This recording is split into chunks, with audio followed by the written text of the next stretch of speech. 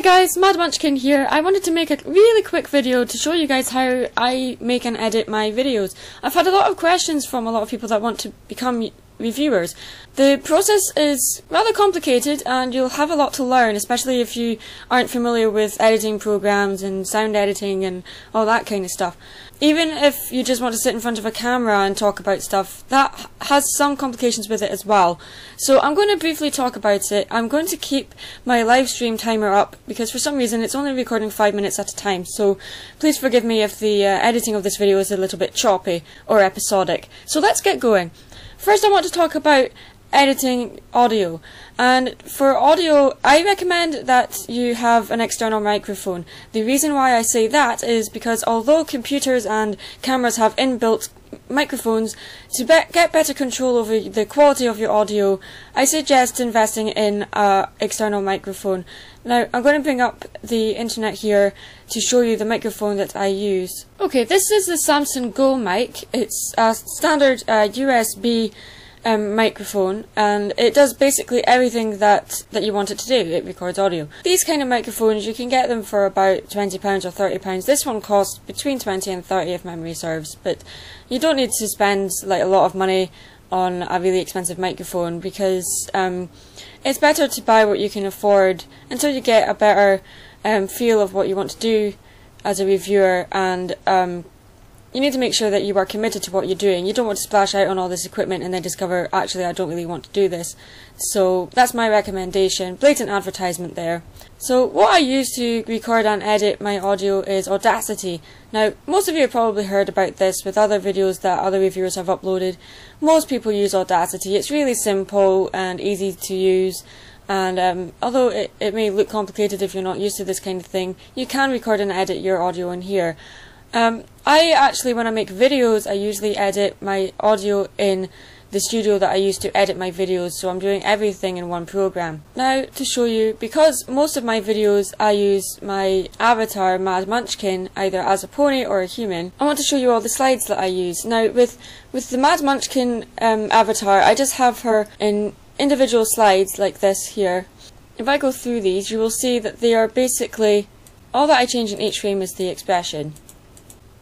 I draw everything that I use in my videos in Photoshop or Artweaver or a similar program similar to that. I use a drawing tablet. Okay, so this is the tablet that I use. It's a Trust Ultra Slim graphic tablet.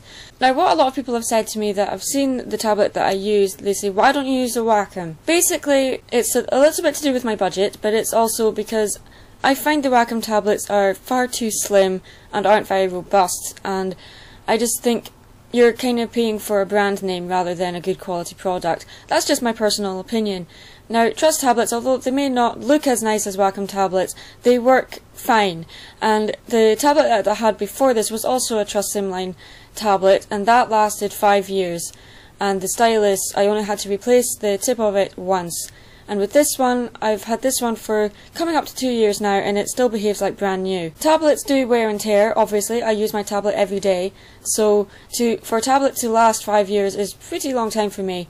So that's what I recommend if you want to start drawing digitally. Now for the fun part, the video editing part of it. But before I talk about that, I want to talk about scripts. And this is a part that a lot of people that make these kind of videos don't talk about. Now, script writing for your videos, that is the part you need to spend the most time on. This video that I'm making just now is not scripted, so forgive the brief pauses in my speech. I'm just kind of talking as I'm making it up as I go, really. The script I'm going to show you is Howl's Moving Castle script. So I'll just bring this up. Now, as you can see, I just use basic WordPad. As you can see, it is a very long script. This is the longest script I've ever written for a video. This video was about, I don't know, 13 minutes long, 14-15 minutes long, including the outro and intro. This is the part that you spend the most time on. You know, I put notes in about various facts of the movie, because I don't want to just spout facts of the movie, because most people will know, or will be able to know it just by looking up Google. So I try not to waste time telling people facts about the movie, unless I'm going to make a joke out of it, or, you know, talk briefly about it if it's anything to do with the art side of things, the production art, concept art, blah blah blah blah blah. Anything that I cut to with live action may I just put in asterisk, cut to Amy. It's really basic. This is not the way that you write a script. I know there's proper ways to do it, but I just do it really quickly. As you can see, show a clip of Gromit dancing, then show Amy punching Mickey. Yeah, so this is the part you need to spend the most time on, because at the actual editing part, it doesn't take as long to do, if I have to admit to you. The script is the part that you need to spend the most time on.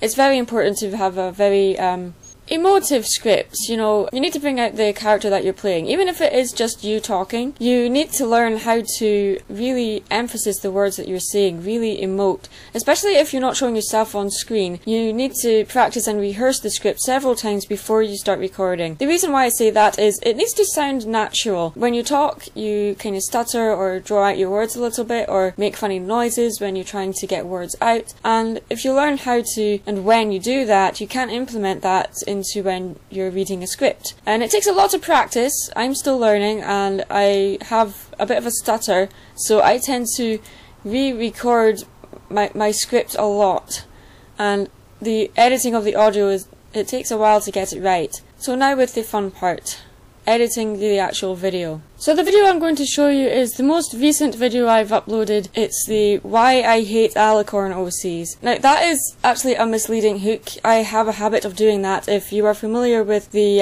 Why I Hate the Pony Generator video, that is a misleading hook. I don't actually hate the Pony Generator. I hate how it has been used, how some people create OCs on that and then post them on Facebook and say name please. It's stuff like that I hate, not the generator itself. And I don't hate Alicorn OCs, it's Mary Sue characters that I hate, and more often than not the Mary Sue characters are Alicorns, so it's a bit of a problem in the fandom if I have to say this. I just find it very sad, and if your OC is an Alicorn, please don't take it personally.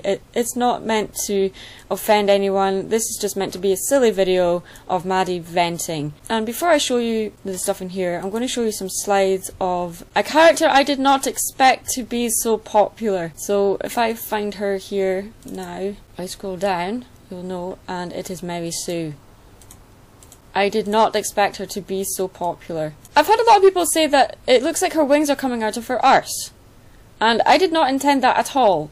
This is a character that is deliberately drawn badly, and you know, there's some ink lines that aren't quite right, you know, stuff like that, and the face is much more similar to the Pony Generator ponies. If you see the difference between how Maddie's face is constructed, it's in my style, whereas Mary Sue is drawn very much in the Pony Generator style, with, you know, the eye shape is different to Maddie.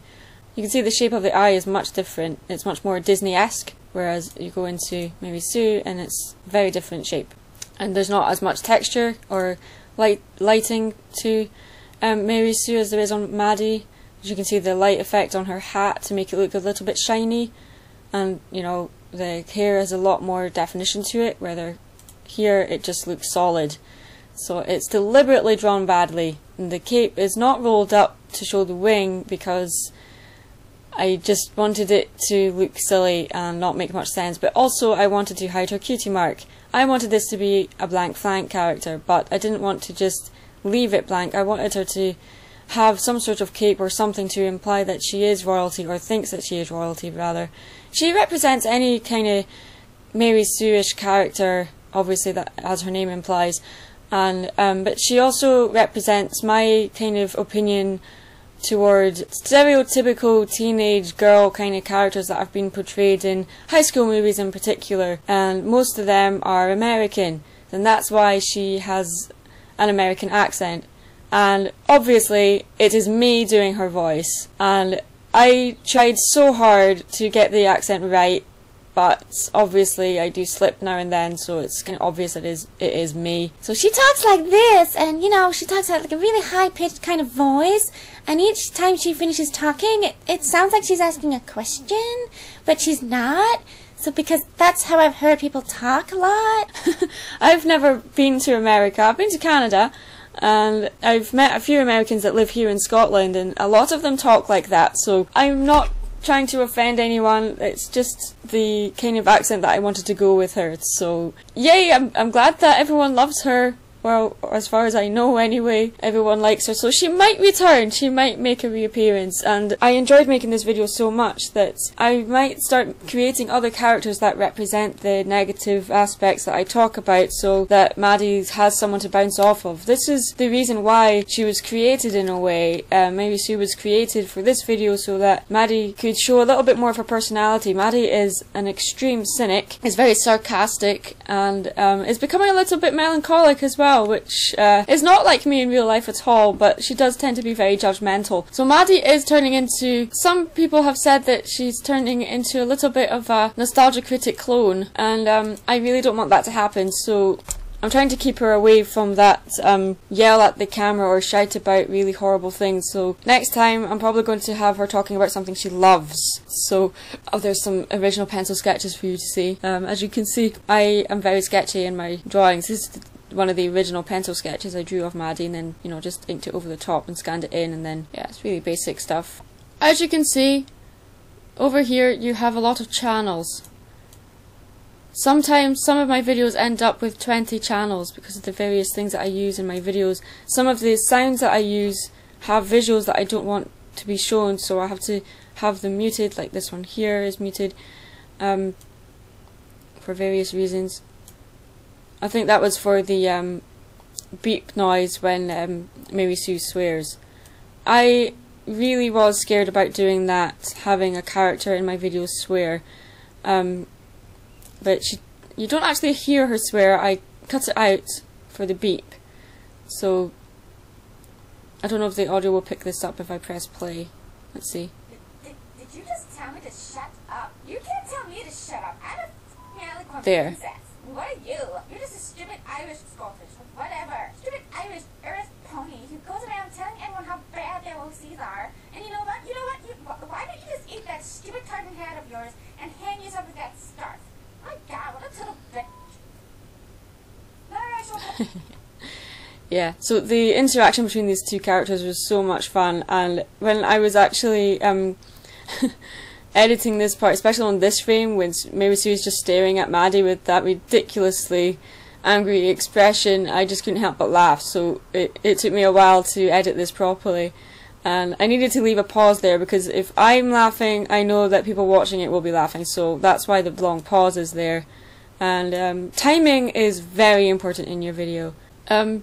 There's lots of various pauses here. With the audio, when I'm talking, I tend to not pause when I'm talking, so I just, you know, split the sound and put the pause in sometimes if the timing of it is a little bit off. Lots of people have various styles of timing. You know, Digibony cuts out all of the breathing sounds and all the pauses that he implements into his videos, or rather he used to. So as you learn how to edit, and once you've learned how to edit, you will find that you will develop a unique style to your own video. When you're making reviews, I highly recommend developing your own unique style. Yes, look at other videos and use them as inspiration, but don't just copy them.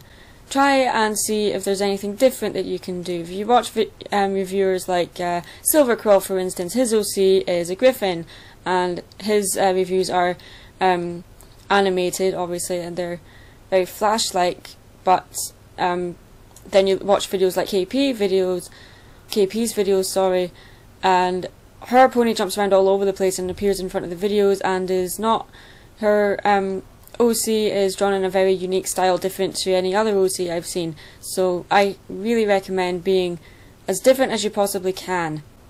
So as I show you, Maddie is, if I hide this, Maddie is just drawn straight onto this background. Now I do have PNG files of her, but I don't tend to have Maddie in front of a video. What I like to do is have what she's talking about next to her over here on the left, and basically I just decided to do that because it's really simple to do.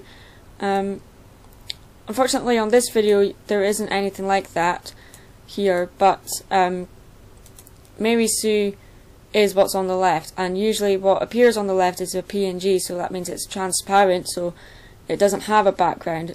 So if I take that away again and hide Maddie, as you can see, the background behind Mary Sue is completely black, And in video editing software like Sony Vegas, which is what I use, the black shows that she is transparent. Whatever is shown in the channel beneath her here is what will show when you play it back. So if I take that away again. So it seems that they're together, but in the channels they're separate. It's a lot more simple than people realise. It's just individual slides with changing expressions. I might make things a little more complicated if I get to spend more time on these. Although I do animate and I make 3D models and do video game concept art and stuff like that, for these videos I wanted to keep things as simple as possible. So that's why the animation is very limited. And to be honest, the more you limit yourself when you're creating something, sometimes you end up with a very stylistic product. And I quite like how static the animation is. It just shows what you can do, that, you know, this kind of thing is still as effective as it would be if it was fully animated. The tone that I'm going for, this kind of animation suits it. So the more I implement stuff into these videos, basically the more subscribers I get, the more complicated the videos may get in the future. I don't want to invest too much of my time in this. Obviously I work full time and I do freelance work and commission work, and you know, I'm a very busy person. So with these videos, this one in particular I got done in 2 days, but an actual review like the Hell's Moving Castle review can take 2, maybe 3 weeks, and that includes the script writing, recording, and gathering all the stuff that you need, studying up on what you're actually talking about. All of that stuff can take a long time. So if you are making reviews, take your time, don't rush it. Don't get addicted to releasing videos every single day just for the sake of a few YouTube comments. Really work into your videos before showing them to anyone. The quality of your videos will show if you spend a long time on it. Obviously, I'm still learning, and there are various things in the video that I can do a lot better. I'm not saying that I'm brilliant and amazing or anything, because I know I suck at these videos, but it's amazing that I'm getting an audience on these things, especially with this one. The feedback for this video was absolutely amazing, and I did not expect such amazing feedback. It was up for a day and it already had 300 views. The reaction to it has been fantastic. So I just wanted to thank you guys so much, and this is why I made this video, because you guys have been so nice and so complimentary, but also have been giving me constructive criticism. And thank you so much for, you know, disproving my theory that YouTube commenters are horrible, sadistic people that just want to tear your work apart. There are still some really awesome people out there who know how to construct criticism properly without insulting anyone or being insensitive. It kind of reinstated my faith in humanity and my faith in the fandom. So in conclusion, if any of you guys have any questions, just drop it in the comments below and I will try my best to answer them.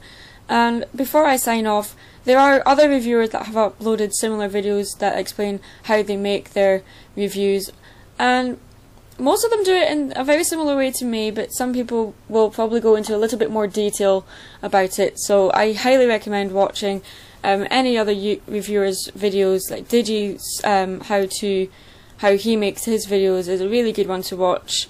Well, mainly because his filing system is much better than mine. So and his desktop isn't as cluttered as mine either. So you know, just watch a few tutorials and you know, get the basics about it.